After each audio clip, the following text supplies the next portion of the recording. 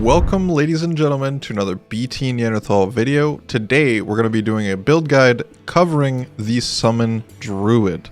This build again is on max roll. I'll leave a link in the description down below.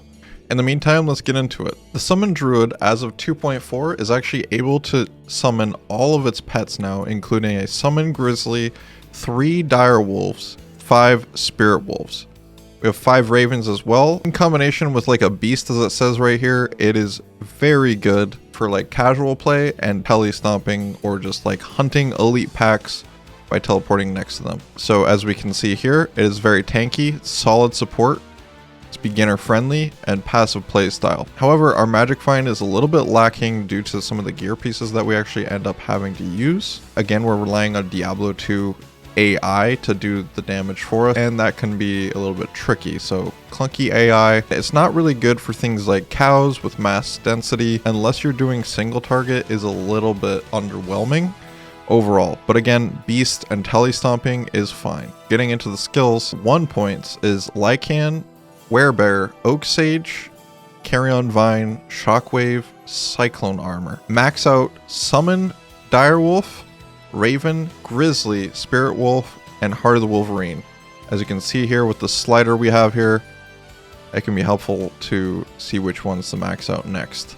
As far as attributes go, enough strength to wear your gear, same thing with dexterity, with the rest of it going into vitality. Gear options, there's actually a decent amount of options, but the main thing you want to focus on is plus the skills. However, Beast is probably the best option just because of its fanaticism aura. As far as farming spots, we're quite versatile build. We can farm pretty much any area. It just struggles a little bit with density, but because of the physical damage that we're dealing, we are able to farm a lot of places. Now, there are some areas with physical immunes, but we do actually use a Might Reaper's Toll Mercenary. Again, Might Aura for the additional damage to the party, and Reaper's Toll for that decrep. And the decrepify actually allows us to break some immunities and overall just increases the damage output and makes the whole battlefield a little bit safer for your pet zoo.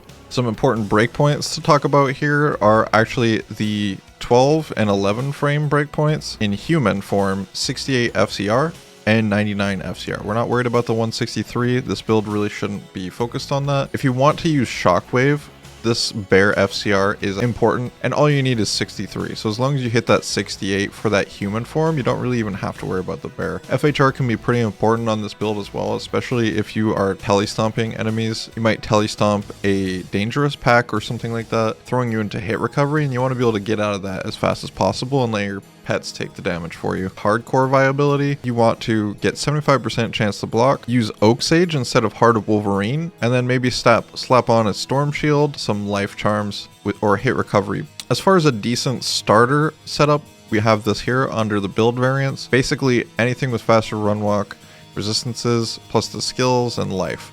On swap, it's not a bad idea to use a teleport staff either. And then the mercenaries, just do the best you can with what you find, really. Smoke is not bad, and life and res, and insight is going to really help some of your mana problems if you are having any mana problems casting maybe Shockwave or anything like that. For the main setup, we are actually using Beast, we are using Jalal's, Enigma, Spirit, Mara's Kaleidoscope, Wartrav's, Stone of Jordan, Arachnid's Mesh, Volcathos Wedding Band, Trangul's Claws, and then a bunch of summoning skillers in order to increase our zoo's power and damage overall. Our optimal mercenary is going to be Reaper's Toll once again with Fortitude. The Crushing Blow on G-Face is actually a pretty significant boost for bosses. For the Magic Find variant, pretty much you just want to swap out some skillers for Magic Find gear, like 7MF Small Charms. We got Wartravs, we got Chance Guards. Stuff that gives you Magic Find is really what we're looking for. Again, just make sure you hit that 68 FCR breakpoint and you're pretty much good to go. We are also using Hodo instead of Beast.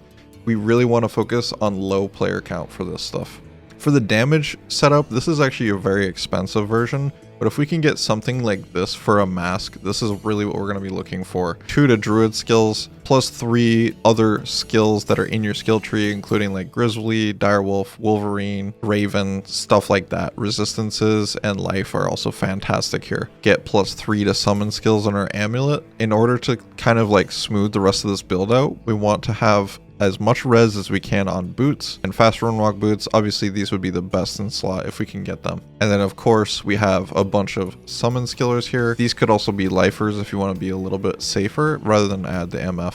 Again, just to recap, we're using teleport to telestomp our zoo.